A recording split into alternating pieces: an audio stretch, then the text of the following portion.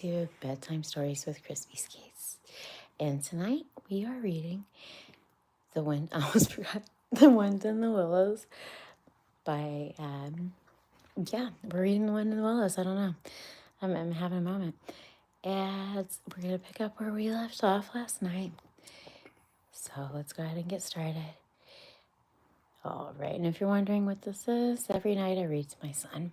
And right now we are reading The Wind in the Willows from the Gutenberg collection.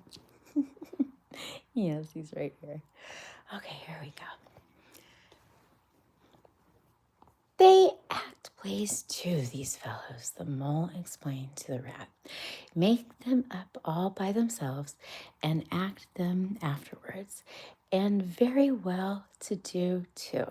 They gave us Capital One last year about a field mouse who was captured at sea by a Barbary corsair and made into a gallery, made to row in a gallery. Made to row in a galley. And when he escaped and got home again, his lady love had gone into a covenant. Here you, we're in it. I remember. Get up and recite it a bit. The field mice addressed and got up on his legs, giggled shyly, and looked around the room, and remained absolutely tongue-tied. His comrades cheered him on. Mole coaxed him and encouraged him, and the rat went so far as to take him by the shoulders and shake him, but nothing could overcome his stage fright. They were all busily engaged on him like watermen applying a Royal Human Society's regulations to the case of long submersion. When the latch clicked, the door opened, and the field mice with the lantern reappeared, staggering under the weight of his basket. There was no more talk of play, acting once the very real solid contents of the basket had been tumbled out on the table. Under the generalship of Rat, everybody was set to do something or to fetch something.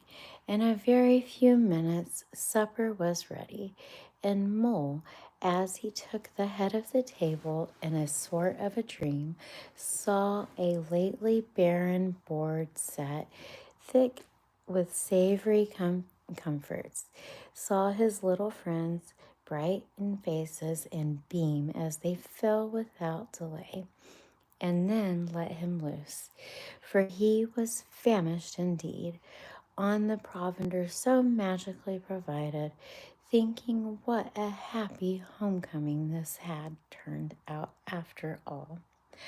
As they ate, they talked of old times, and the field mice gave the local gossip up to date. They answered as well, and they could the 100 questions he had to ask them. The rat said of nothing, only taking care that each guessed he had wanted, and plenty of it, and that Mole had no trouble or anxiety about saying anything. Hi, Dylan Perez.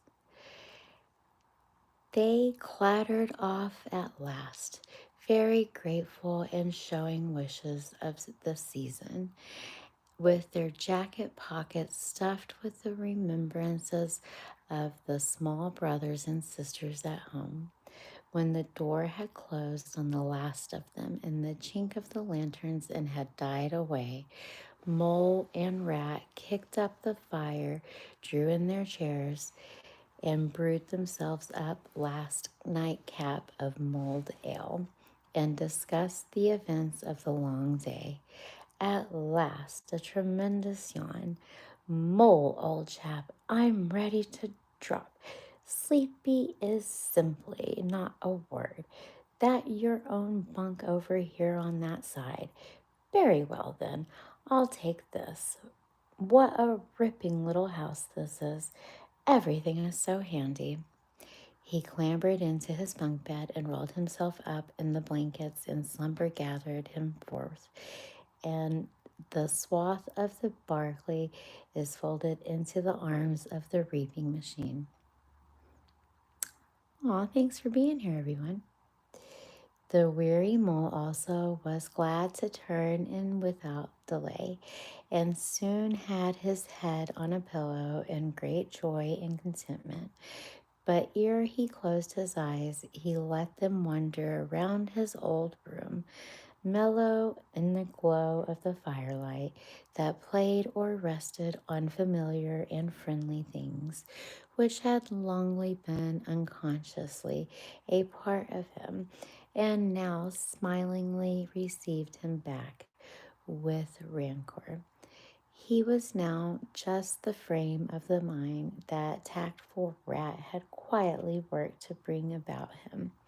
He saw clearly how plain and simple, how narrow even it was, but clearly too how much it all meant to him, and the special value of some such anchorage. Let me just turn the page here.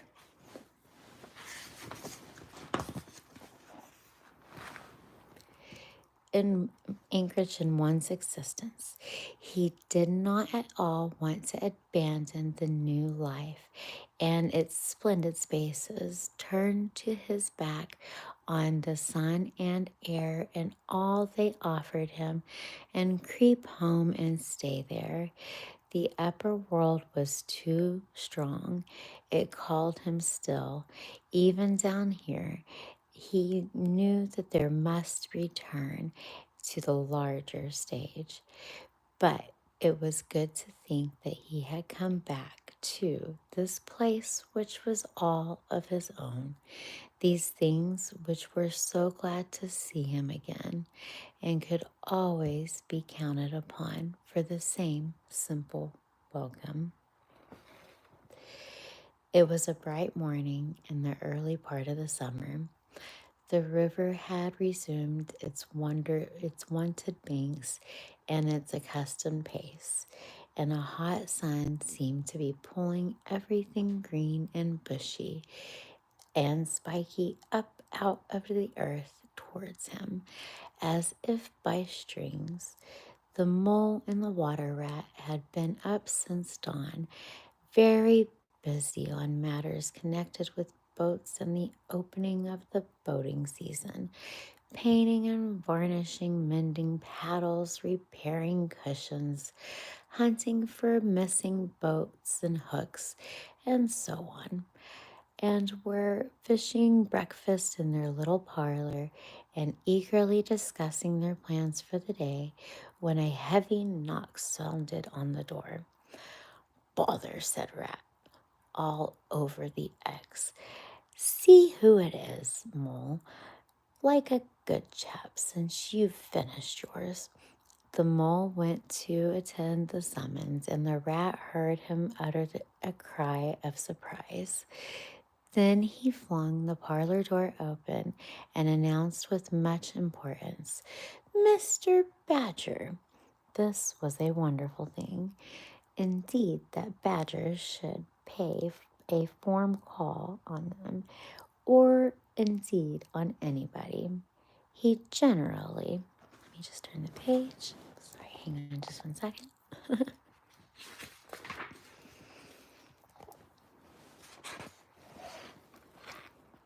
Had to be caught if you wanted him badly, as he slipped quietly along as a hedgehog of an early morning or late evening, or else hunted up in his house in the middle of the wood, which was a serious undertaking. The badger strode heavily into the room and strode looking to the animals with expression full of seriousness. The rat let his egg spoon fall on the tablecloth and sat open-mouthed. "The hour has come," said the badger, at last with a great solemnity. "What hour? Asked the rat uneasily, glancing at the clock in mantelpiece. Whose hour you should rather say, replied the badger. Why, Toad's hour. That hour of Toad, I said. I would take him in a hand as soon as the winter was well over, and I'm going to take him in hand today. Toad's hour, of course, cried the mole delightfully. Hooray! I remember now. We'll teach him how to be sensible, Toad. This very morning, continued the badger, taking an armchair, as I learnt last night from a trustworthy source, another new and exceptionally powerful motor car will arrive at Toad Hall on approval or return. At this very moment, perhaps, Toad is busy arraying himself in those singularly hideous habiliments to dear him, which transformation him a comparatively good-looking Toad into an object which throws any decent-minded animal that comes across it into a violent fit. We must be doing here too late. You two animals will accompany me instantly to Toad Hall, and the work of rescue shall be accompanied by accomplishing. Oh, hi, Dylan. Thank you for being here, you guys. Thank you so much, Dylan. Right you are, cried Rat, starting up. We'll rescue the poor unhappy animal. We'll convert him. He'll be the most converted Toad that ever was before we've done with him. Oh, you're so sweet. Thank you. They set off up the road on their mission of mercy, Badger leading the way. Animals, when in company, walk in proper and sensible manner in single file, instead of sprawling across the road and being of no use or support to each other in case of sudden trouble or danger. They reached the carriage drive of Toad Hall as the Badger had anticipated, a shiny new motor car of great size, painted bright red, Toad's favorite color, standing in front of the tiny house. They neared the door as it flung open. Mr. Toad, arrayed in goggles, cap, gaiters, and enormous overcoat, came swaggering down the steps, drawing on his gallanted gloves. Hello, come on, you fellows, he cried cheerfully on catching the sight of them. Oh, hi, Star-8, welcome. Oh, straight to the point. That's cool. I get it now. Oh, it's called The Wind in the Willows. It's super old because it has to be like in the Gutenberg, but it's my favorite book. I used to read it when I was in 4th grade. It's really, I think it's an English writer. I'm pretty positive he is, actually. But next we're going to do maybe Chronicles. I don't know. We'll see. Or Alice in Wonderland. I'm in 4th. In 4th what? Oh, the 4th book of Wind in the Willows or the horror? I don't know what you mean, buddy. But I'm so glad you're here. I'm going to keep reading. 4th grade. Oh, fantastic. Then you would enjoy this book. It is very good. Very good. The Badger strode up the steps. Take him inside, he said sternly to his companions. Then Toad was hustled through the door, struggling and protesting. He turned the chauffeur in charge of the new motor car. I'm afraid you won't be wanted today, he said. Mr. Toad has changed his mind. He will not require the car. Please understand that this is final. You needn't wait." Then he followed the others inside and shut the door. "Now then," he said to the toad, when the four of them stood together in the hall, "first of all, take those ridiculous things off." All right, we're going to turn the page again. I need like some kind of a bed book tripod. "Shan't," replied Toad with great spirit. "What is the meaning of this gross outrage?" I deemed an instant explanation. "Take them off then, you two," I ordered the badger briefly. They had to lay Toad out on the floor, kicking and calling sorts of names, before they could get to work properly. Then Rat sat on him, and Mole got his motor car clothes off of him. Bit by bit, they stood up on him, on his legs again. A good deal of bustling spirit seemed to have evaporated with removal of the fine panoply. Now that he was merely Toad and no longer a terror of the highway, he giggled feebly and looked from one to the other appealingly, seemingly quite to understand the situation. "You knew it must come to this, sooner or later, Toad," the badger explained severely. "You've disregarded all the warnings we've given you. You've gone on squandering the money your father left you, and you're getting us animals a bad name in the district by your furious driving and smashes of rows of the police. Independence is very well, but we animals never allow our friends to make fools of themselves beyond a certain limit, and that limit you've reached. Now you're a good fellow in many respects, and I don't want to be hard on you. I'll make one or more effort to bring you to reason. You will come with me into the smoking room, and there you will hear some facts about yourself, and we'll see whether you come out of that room, the toads, come out of the room, same Toad that you went in." He took Toad firmly by the arm and led him into the smoking room, and then closed the door behind them. "That's good. That's no good," said Rat contentiously. Talking to Toad will never cure him. He'll say anything. They make themselves comfortable in armchairs and waited patiently. My favorite thing to do? Oh gosh. Check out my channel.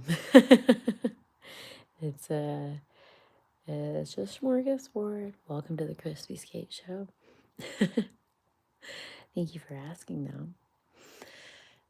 Through the closed door, they could just hear the long, continuous drone of the badger's voice, rising and falling in the waves of Ottery.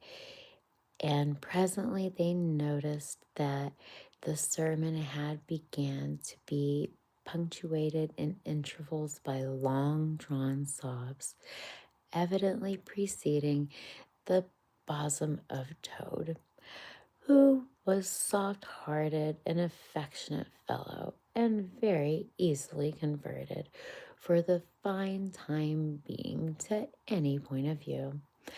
After some 3/4 of an hour, the door opened and the badger reappeared, solemnly leading the paw a very limp and dejected Toad.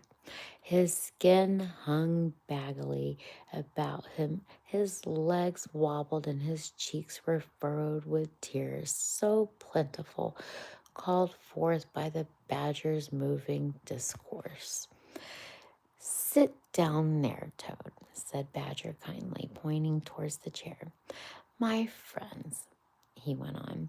I'm pleased to inform you that Toad has at last seen the error of his ways. He is truly sorry for his misguided conduct in the past, and he has undertaken to give up motor cars entirely and forever. I have his solemn promise to that effect. That is very good news, said the mole gravely. Very good news indeed, observed the rat dubiously. If only, if only. He was looking very hard at Toad as he said this, and could not help thinking he perceived something vaguely resembled a twinkling in the animal's still sorrowful eye. There's only one more thing to be done, continued gratified Badger. Toad, I want you to solemnly repeat before your friends here that you fully admitted to me in smoking room just now. First, you are sorry for what you've done, and you see folly of all of it. All right, crispy cats. I hope you have sweet dreams. Hello, Doreen. I hope you all have sweet dreams and you're quite a talented 4-year-old. Keep it crispy. Peace out, friends. And by the way, your parents shouldn't let you do that because this is set to 18.